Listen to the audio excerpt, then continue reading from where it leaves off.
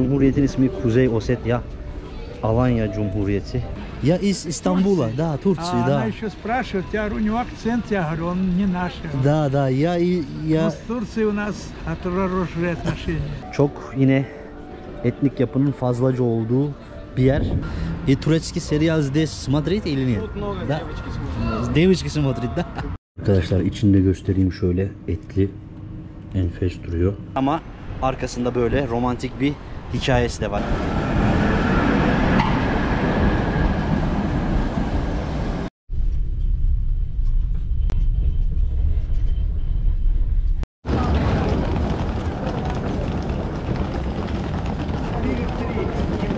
Herkese selamlar, saygılar, sevgiler arkadaşlar. Kuzey Ossetya Alanya'dayız. Başkenti Vladikavkaz'tayız. Ve az evvel trenden indim. Şimdi burada bir ev tuttum ve konakladığım eve doğru gideceğim. Önce evimi bulmam lazım.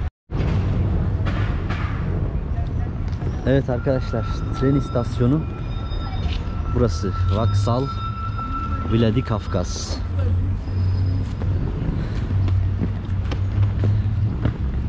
Belli bir süre arkadaşlar Vladikavkaz'ı ve Kuzey Ossetya Alanya Cumhuriyeti'ni keşfedeceğiz hep beraber.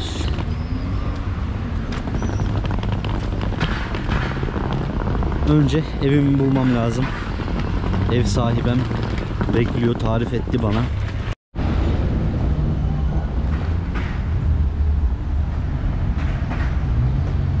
Evet, ilk planda evimi arıyorum, evi bulayım, ondan sonra keşfe başlayacağız.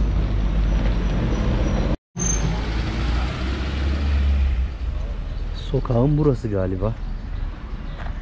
Şimdi ev sahibim gelecek. Burada tabi bir web sitesi var, onun üstünden, yani Airbnb'ye benzer. Oradan evi tuttum ve ev sahibiyle buluşmaya çalışıyorum şu anda, işin aslı. Burada da şöyle küçük bir çarşı var. Arkadaşlar, evimi buldum. Evime yerleştim. Şimdi sizlere de burayı, burada kaldığım yeri birazcık göstermek istiyorum ki fikir sahibi olun. Nasıl yerlerde kalınabiliyor ya da buradan ev tutarsanız nasıl bir ev tutarsınız? Bunları anlatayım biraz. Şöyle bir daire tuttum. Yani girişi burası. Hemen şurada bir yatak odası var. Şöyle çift kişilik yataklı. Görüyorsunuz. Televizyonu falan. Gardırobu var. Ve şöyle de bir ufak banyomuz, tuvaletimiz var. Ve buranın tabi bir de şu şekilde bir de mutfağı var. Yani benim için gayet ideal, rahat olabilecek bir yer. Tam şehir merkezinde. Gecelik fiyatı da 2700 ruble buranın. Dolayısıyla benim için 10 numara bir yer. Arkadaşlar, burayı tuttum çünkü oteller gerçekten de pahalı, yani burada Vladikavkaz'da pahalı. Evler daha uygundu, o yüzden tuttum. Burada Airbnb mantığıyla çalışan bir site var. Oradan tuttum. İsmini söylemiyorum. Eğer öğrenmek isterseniz yazın, yorumlara yazın. Size bildireyim, çünkü burada söyleyince reklama giriyor. İşte bildirmek gerekiyor falan gibi şeyler oluyor. O yüzden eğer istiyorsanız, yani ev kiralamayı düşünüyorsanız Rusya'da, söyleyin, siteyi göndereyim size. Durum bu. Yani 2700 rubleye gecelik Vladikavkaz'ın merkezinde kalacağız. Dolayısıyla gayet iyi bir fiyat. Eğer otelleri incelerseniz ne demek istediğimi anlayacaksınız zaten. Şöyle bir masada koymuş. İşte havlularım var. Havlular temiz. Terlik var. Her şey var yani. Bir evden arayabileceğin her şey var. O yüzden burayı tuttum. Şimdi de arkadaşlar kahvaltı yapmak üzere dışarı çıkıyorum. Bakalım Vladikavkaz nasılmış? Vladikavkaz'ı keşfetmeye başlayalım sevgili arkadaşlar. Bir yemek yemeye gidelim. Kahvaltı yapacağım. Daha hiçbir şey yapmadım. Yaklaşık bir 13 saatlik yolculuktan sonra Vladikavkaz'a ulaştım. Ve kaldığım yer burası. Böyle bir yer. Onu da size şöyle göstereyim. Yani içeriği gösterdim biliyorsunuz. Şöyle bakın. Çamaşır makinesi falan var ve evin sahibi hanımefendi burası için Çarlık zamanından kalma dedi. Yani gerçekten de öyle duruyor. Bakın eşyalar falan. Şimdi şuradan çıkıyoruz.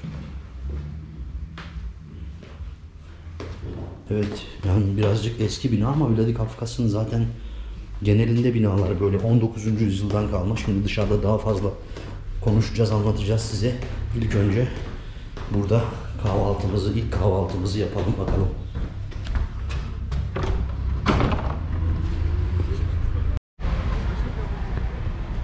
Kaldığım binada arkadaşlar burası gerçekten de yani 19. yüzyıldan Rus İmparatorluğundan, Rus Çarlığından kalma bir bina. Şimdi gayet merkezi bir yerdeyim. Hemen şöyle göstereyim, karşıda market, banka, her şey var. Merkezi caddedeyim. Şimdi de şurası da merkez pazarı Vladikavkaz'ın. Her yeri gezeceğiz. Göstereceğim size her zaman olduğu gibi şehrin her tarafını. Ve tabi Kuzey Ossetya, Alanya'yı da gezeceğiz. Osetleri tanımaya çalışacağız. Bakalım nasıl olacak. Ben güzel bir seyahat umut ediyorum. Bugün ayın 7'si, yani 7 Mayıs arkadaşlar. Gayet sıcak bir hava var. Sıcaklık yani 25 derece ve üzeri gibi geliyor bana şu anda. Tabi burada özellikle Kuzey Ossetya, Alanya'da her an yani mevsimler değişebiliyor. Bir anda yağmur falan da olabiliyor. Öyle bir havası var. Zaten hem de yüksek dağlara da çok yakın bir yerdeyiz. Şöyle fırınlar, yerel satıcılar var. Şimdi ablalar, abiler. Evet, merkez pazarı orada arkadaşlar. Şu kırmızı bina ve devamı, ama içeri girmeye, yani daha doğrusu içeride video çekmeye izin vermediler. Halen yiyecek bir şeyler arıyorum. Sonra da Vladikavkaz'ı gezmeye başlayacağız. Evet, buralarda çay, kahve satan yerler var gibi. Şurada bir kafe görüyorum sanki. Oraya gideceğim. Arkadaşlar, bu caddede gezerken sizlere ilk olarak buraya seyahat bilgilerini söylemek istiyorum. Ben Krasnodar'dan geldim. Bugün yaklaşık 13 saatlik bir yolculukla, tabi birçok mola vererek geliyor. Dolayısıyla 13 saatte geldi buraya. Yani Vladikavkaz tren istasyonundan indim. Zaten evimde gayet yakın, gördüğünüz gibi. Türkiye'den gelirseniz de en kolay buraya ulaşma yöntemi Mineralny Vodu havaalanına geleceksiniz. Ya da Tiflis'e geleceksiniz, diğer bir seçenek. Oradan Tiflis'ten buraya otobüsle gelebilirsiniz ama en kolayı Mineralny Vodu'ya gelmek. Çünkü Mineralny Vodu buraya yaklaşık 1 saat uzaklıkta. Yani belki biraz daha fazla. Trenle, otobüsle ya da işte kiraladığınız araçla ya da taksiyle bile gelebilirsiniz. O yüzden en iyi seçenek Mineralny Vodu gibi görünüyor. Gelir gelmez şunu fark ettim. Yalnız şehir gerçekten çok güzel. Yani binalar bilhassa, baksanıza, bunlar yani Çarlık Rusyası, Rus İmparatorluğu zamanından kalma ve tabi Sovyetler zamanından kalma binalarda yüksek ihtimalle vardır. Ama daha fazlasıyla mimari Çarlık Rusyası mimarisini andırıyor ve Lenin Meydanı'na çıktık. Her zaman olduğu gibi. Evet arkadaşlar, şehrin en ana meydanlarından bir tanesi ve şu tarafta da dağlar var. Dağlara yarın gideceğiz. Başka videolarda izleyeceksiniz dağları, ama böyle bir meydana çıktık ve şimdi yemek yiyecek bir şeyler arayayım. Bir yerler bulamadım hala yani. Bu arada arkadaşlar, 2. Dünya Savaşı'nın bitişinin, yani Rusya'nın zaferle bitirişinin 80. yıl dönümü bu sene ve 9 Mayıs'ta kutlanacak. Burada da böyle bir sergi açmışlar. Hemen gelir gelmez. Burası herhalde şehrin en ana meydanı diye düşünüyorum. Burada herhalde o dönemde kahramanlık yapan insanların anılarına resimlerini ve hikayelerini yazmışlar diye düşünüyorum.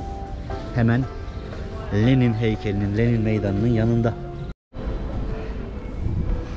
Arkadaşlar, şehrin bu bölgeleri gerçekten de muazzam, inanılmaz güzel. Dağ manzarası karşıda, yolun sonunda. Ve şurada bakalım bir şeyler satıyorlar.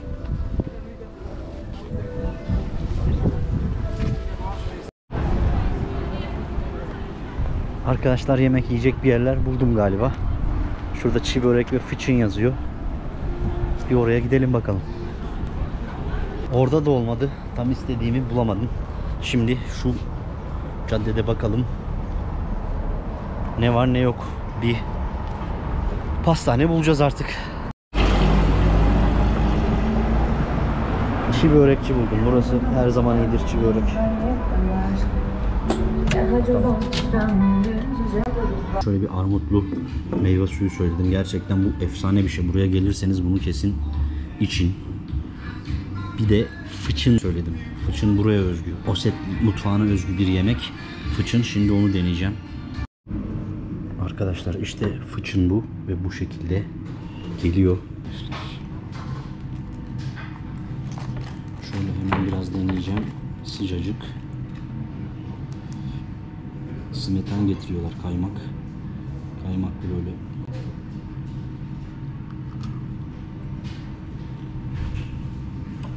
Arkadaşlar içinde göstereyim, şöyle etli, enfes duruyor.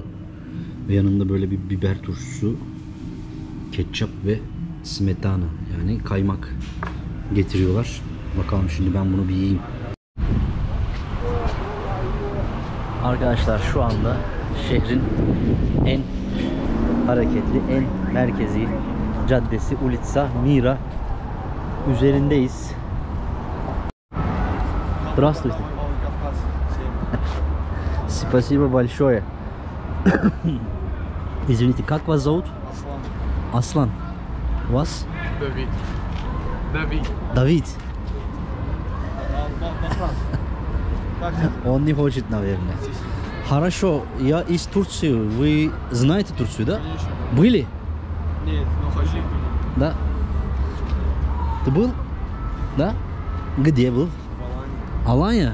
Нравится? Да. Что вы думаете о Турции тогда? Как курортный город, скорее всего. Как курортная страна. Там Да. море, не море. Только знаете море или у нас есть тоже много вещей, еда, Да, вкусно. да?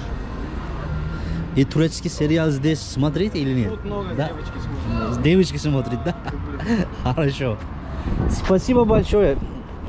Добро. Очень приятно. Спасибо большое. Evet genç arkadaşlar görünce tabi ben onları da katmak istedim işin aslı videoya. Onlarla da bir muhabbet edelim istedim. Şimdi tabi size yavaş yavaş Kuzey Ossetya, Alanya'yı ve Vladikavkaz'ı anlatmaya başlayacağım arkadaşlar.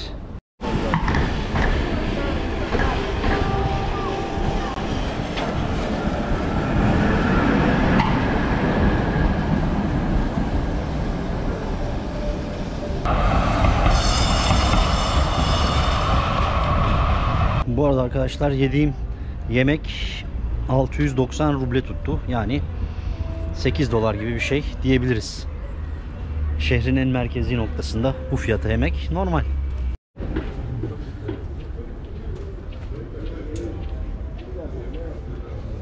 Tabii caddenin her yerinde bir sanat var, heykeller var, kafeler, restoranlar, her şeyi bulmak mümkün burada.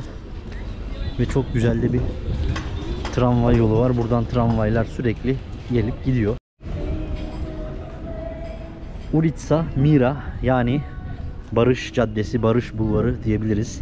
Ve mimarisi gerçekten de yani Avrupa'yı bir havası var buranın. Binalar zaten söylediğim gibi 19. yüzyıldan kalma çoğunlukla ve tarihi binalar. Şehrinde merkezi. Size buraya nasıl seyahat edeceğinizi az önce anlatmıştım. Şimdi de şundan bahsedeyim. Kuzey Ossetya, Alanya tam olarak nerede?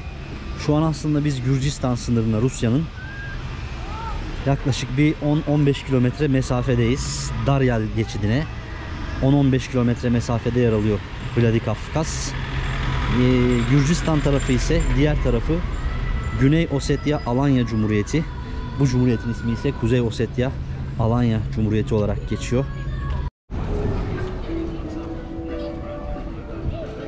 Arkadaşlar Cumhuriyet'in ismi Kuzey Ossetya Alanya Cumhuriyeti ve Cumhuriyet'in toplam nüfusu 700.000 civarında.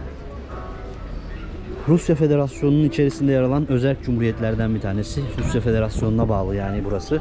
Fakat Kafkasya'nın renklerinden, en farklı renklerinden bir tanesi. Buranın halkları Osetler. Tamamen farklı diğer tüm Kafkasya coğrafyasından. Çünkü ilk olarak dinleri değişik. Yani burada halkın çoğu Osetler, yani Hristiyanlığı seçmiş ve Ortodokslar. Yani diğer gezebileceğiniz bütün Kafkasya'daki tüm özerk cumhuriyetler Müslüman. Abazya ve burası hariç olarak arkadaşlar. O anlamda farklı. Ve tabi söylediğim bu nüfusun yaklaşık yarısı, %50'si de Vladikavkaz şehrinde yaşıyor. Vladikavkaz da arkadaşlar aslında bence Kafkasya'yı yönet demek. Ama tam kelime anlamını çevirirseniz Vlad, yani başkan, hakim, yöneten demek. Kafkas da Kafkasya, yani Kafkasya'yı yöneten, Kafkasya'nın hakimi anlamında kullanılmış olan bir kelime. Tabi bu nüfusun çoğunluğunu da, daha doğrusu %68.1'ini Osetler oluşturuyorlar.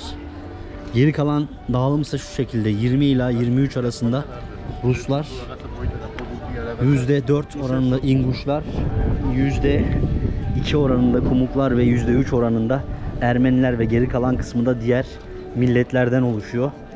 Çok yine etnik yapının fazlaca olduğu bir yer ve burada tabi Kafkasya dillerinden Osetçe'yi konuşuyorlar. Osetçe aslında yani akademik olarak Hint-Avrupa dilleri arasında sayılıyor. Yani Gürcüce, Ermenice gibi Hint-Avrupa dillerinden sayılıyor. İrani kökenli bir dil olduğu söyleniyor ve halk da, Osetler de kendilerini aslında İrani kökenli olarak görüyorlar.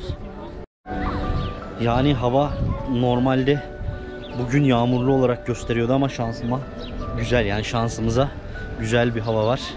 Gerçekten de gezmesi, dolaşması keyifli. Cadde o kadar canlı, o kadar güzel ki aslında daha fazlasıyla onu göstermek istiyorum size. Ve tabi burayla ilgili anlatacak, söylenecek çok şey var. Onları da aslında yavaş yavaş anlatmaya çalışıyorum. Arkadaşlar hem anlatıyorum hem geziyorum. Şimdi şurada bir hediyelik eşyacı var. Size biraz hediyelik eşyalardan göstermek istiyorum. Şöyle hediyelikler var. Yöreye özgü. Hemen kapıdan göstereyim biraz.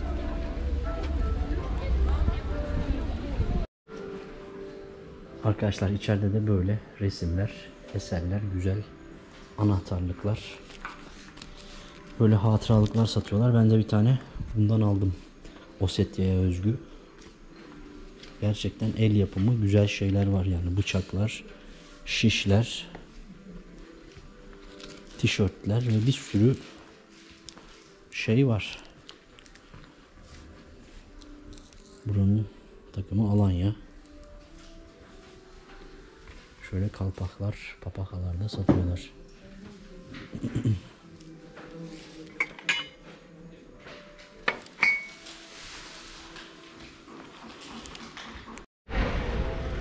Yalnız binalara, mimariye gerçekten bayıldım arkadaşlar. Şöyle bir baksanıza. Yani şöyle hatta göstereyim. Yani şöyle düşünüyorum, herhalde Kafkasya'da gezdiğim en güzel şehir burası olabilir diye düşünüyorum. Здравствуйте. Здравствуйте. Evet, burası yani en etkileyici şehir olabilir şey olarak. Kafkasya'daki, öyle söyleyeyim size. Herhalde de en büyük şehirlerden bir tanesi zaten.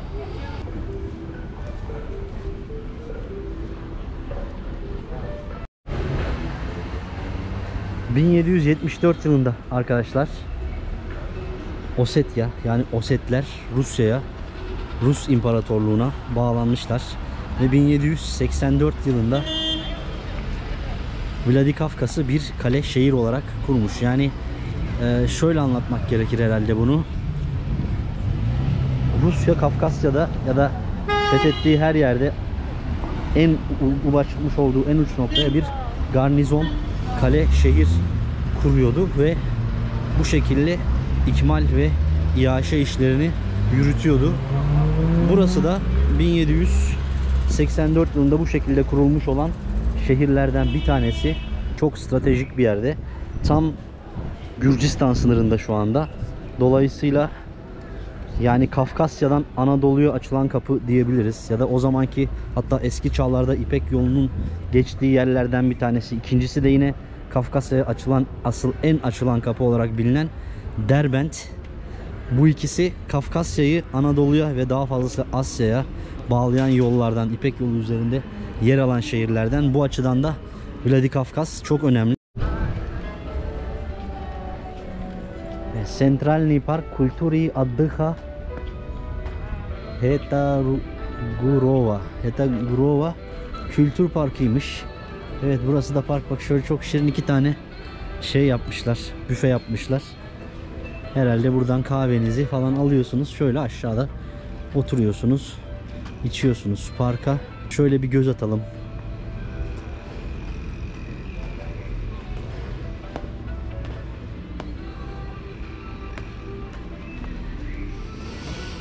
Gerçekten yani şehrin içerisinde böyle yemyeşil parklar olunca gezmesi, eğlenmesi daha bir keyifli oluyor. Baksanıza, hemen şehrin içinde çıkıyorsun ve yemyeşil bir park. Arkadaşlar, park çok güzel, tertemiz ve tabii çöp atarsanız cezası 500 ruble ile 3500 ruble arasında değişir diyorlar.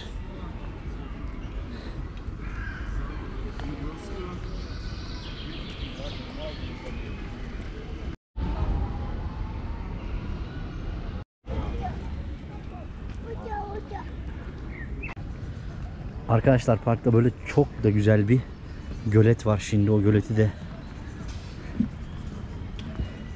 bir ziyaret edelim.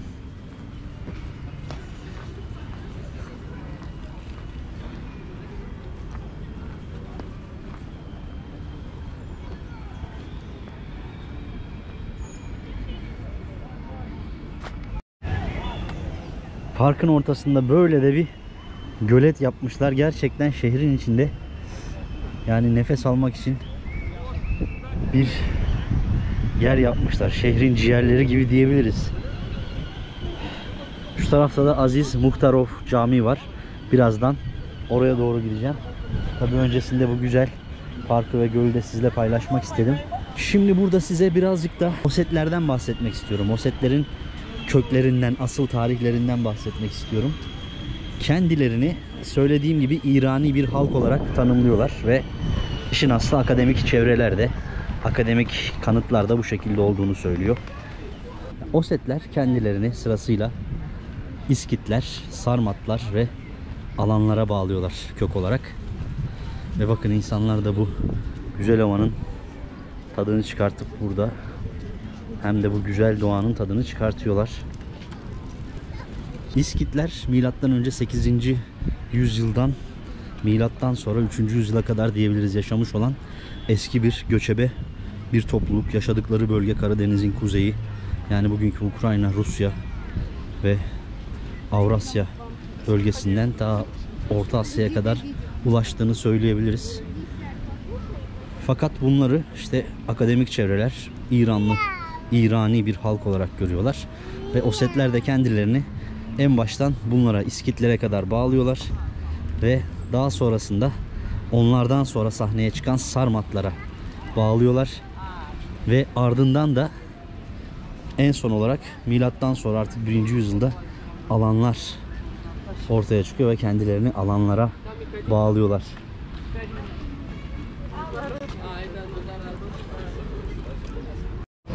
Milattan sonra 1. yüzyılla 4. yüzyıllar arasında Sarmatların bir kolu olarak, Sarmat Konfederasyonu'nun bir kolu olarak bu Alanlar ortaya çıkıyor.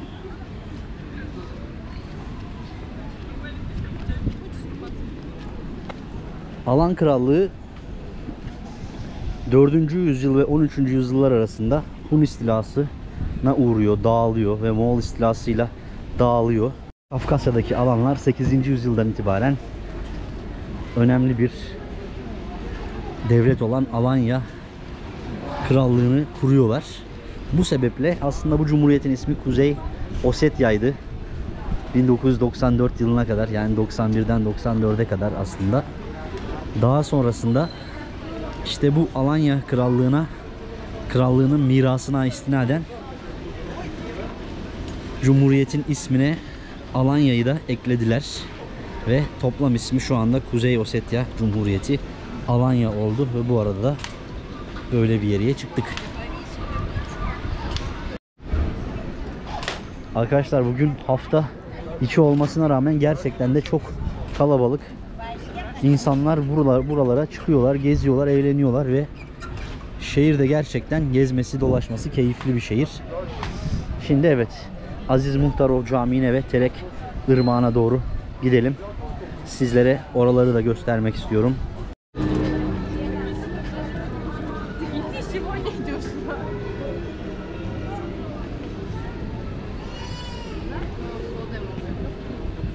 Arkadaşlar burası Terek Irmağı'nın üstündeki köprü ve gerçekten de bakın ne güzel şeyler yapmışlar. Здравствуйте. Как ваши дела?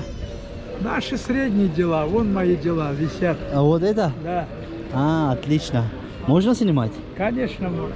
Спасибо. Это из стеклопеска и цветного песка сделана картина. Снимайте. Спасибо. Мне реклама нужна. Ya сделаю. Evet, abi bana reklam lazım diyor. Gerçekten bakın, yollarınız bu tarafa düşerse de çok güzel el işçiliği resimler yapmış. Herhalde bunlar boyama değil, işleme ya da boyama. Evet, güzel eserler yapmış. Yolunuz düşerse amcaya da gelin. Спасибо. Я из Турции. Я из Стамбула, да, Турции, А да. она еще спрашивает, я говорю, у него акцент, я говорю, он не наш. Да, я Ну, с Турцией у нас хорошие отношения. Да. Что, Вы местный? местные. Местный, да, из Владикавказа. Да, я из Да. Владикавказа. Как жизнь здесь? Любите жить здесь или как? Я 5 лет жил в Ташкенте, Ташкент. а до Ташкента я всегда здесь. И когда стал скучать по родине, я оставил Ташкент и приехал на родину сюда. Здесь Понятно. мне нравится. Так я здесь и остался уже. Я уже в возрасте, так что преподаю детям картины рисовать. Отлично. Сколько у вас лет? Мне 78 лет. 78 Да. лет. Очень приятно познакомиться. Меня зовут Сельчук. Как вас зовут? Александр, как Алекс. вас имя? Сельчук. Сальчук. Как Сергей по-русски. Вы по-русски хорошо разговариваете. Я учу. Да, но все равно Да. маленький акцент у вас такой. Спасибо большое. Удачи, здоровья. Спасибо. До свидания. Всего. Evet, insanlar böyle gördüğünüz gibi konuşunca konuşuyorlar, sıcakkanlı, sevecen. Evet, bu köprü hep böyle bir aslında insanlar işte yaptıkları eşyaları, resimleri satıyorlar. Güzel güzel burada sergiliyorlar ve evet.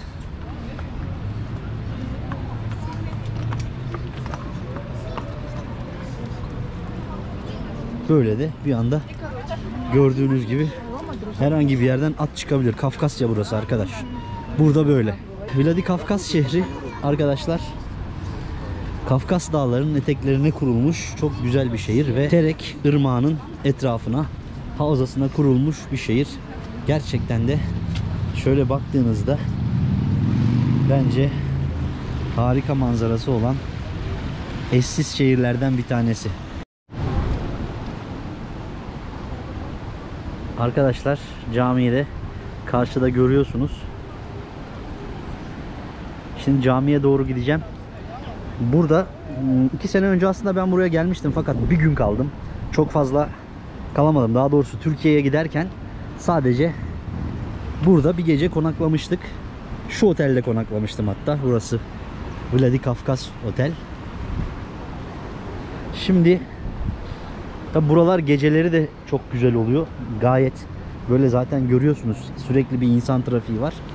Buraların gecelerini de sizlere göstereceğim. Şimdi işin aslı, camiyi de ziyaret edelim.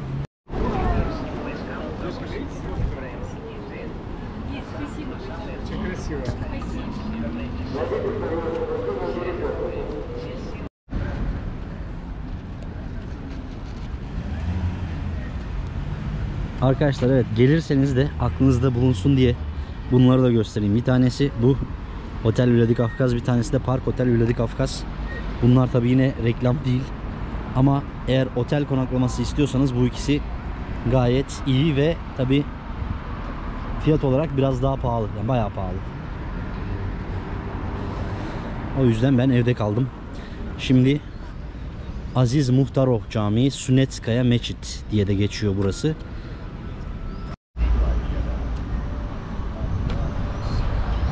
Tabi arkadaşlar, bu alanlar 10. yüzyılda Hristiyanlığı kabul ediyorlar. Ortodoks oluyorlar. Ve şu an Kuzey Ossetya Alanya Cumhuriyeti'nin, yani Osetlerin hepsi Hristiyan. Videonun da başında söylediğim gibi. Fakat Cumhuriyet'in tamamında %30 oranında Müslümanlar da yaşıyor. Ve bu cami gerçekten çok enteresan. Bence de yani bana göre Kuzey Kafkasya'nın, yani Kafkasya'nın hatta en güzel mimarili, enteresan camilerinden bir tanesi Aziz Muhtarov Camisi.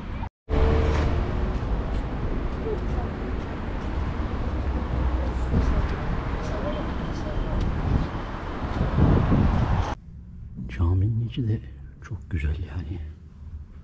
Mimarisi gerçekten çok güzel bir cami.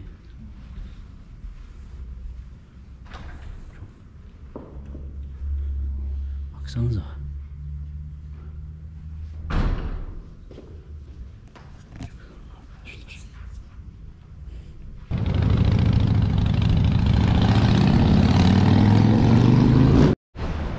Arkadaşlar evet, arkamda gördüğünüz Aziz Muhtarov Camisi, yani namı diğer Sünni Camisi, Sunetskaya Meçit diye geçiyor Rusça'da da. 1900 ve 1908 yılları arasında inşa edilmiş bu cami. Azeri iş adamı Murtaza Muhtarov tarafından yapılmış. Tabi bu camiyi Oset asıllı eşi için yaptırdığını söylüyorlar. Onun katkılarıyla, bağışlarıyla yapılmış olan bir cami ama arkasında böyle romantik bir hikayesi de var. Yani Oset eşi için yaptırmış bu camiyi. Burada da az önce anlattığım bilgiler yazıyor ve ayrıca Cuma Mescidi olduğu yazıyor buranın. Tabi bu Kahire'deki El Esher Camii'nden esinlenerek yapılmış ve mimarı da bir Polonyalı Josef Plosko'ymuş. Zaten Arap mimarisi olduğu açık ve net ortada. Gerçekten de enteresan mimarili, güzel bir cami. Böyle de bir hikayesi var. Burası da Terek Nehri'nin, şöyle göstereyim, güzel bir manzarası var ve dedim ya, şehri boydan boya ikiye ayırıyor. Bu da yanında uzanan sahil yolu. Şöyle arka planda da dağ manzaralarını görüyorsunuz. Tabii dağ demişken yarın inşallah dağlara çıkacağım. Arkadaşlar yarın Dargavs köyüne, yani Ölüler Şehri olarak bilinen köye çıkacağım ve daha fazlasıyla Kuzey Ossetya Alanya'nın dağlarını, köylerini sizlere göstermeye çalışacağım. Tabii bugün sizlere yani ilk günüm, biliyorsunuz. İlk günde izlenimlerimi, geldiğimde başlıca gezilecek, görülecek yerleri ve temel bilinmesi gereken önemli tarihi bilgileri aktarmaya çalışıyorum genelde. Bu videonun da sonuna geldik arkadaşlar. Kuzey Ossetya Alanya'dan hepinize sevgiler, saygılar. Lütfen beğenmeyi, yorum yapmayı ve kanala abone olmayı unutmayın. Bir sonraki videoda görüşünceye dek kendinize iyi bakın. Hoşça kalın, mutlu kalın. Görüşmek üzere.